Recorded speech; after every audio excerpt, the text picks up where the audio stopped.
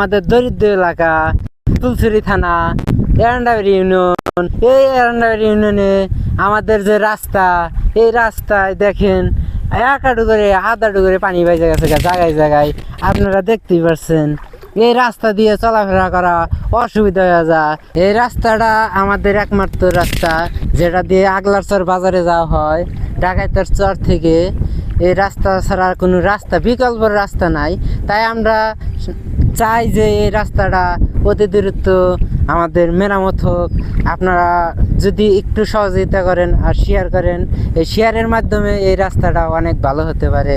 এই রাস্তা দিয়ে আমাদের চলাচল খুবই অসুবিধা, তাই তো আমরা চাই এই রাস্তাটা মেরামত হোক। কারণ আমাদের এই চর অঞ্চলের এই রাস্তাটা, আমাদের এই এলাকায় থেকে অন্য এলাকায় যাইতে কোনো রাস্তা নাই।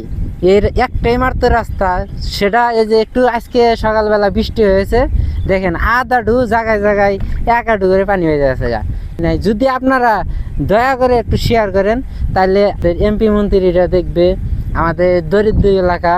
তাই সবাই শেয়ার করবেন যাতে আমাদের এই ভিডিওটা দেখে।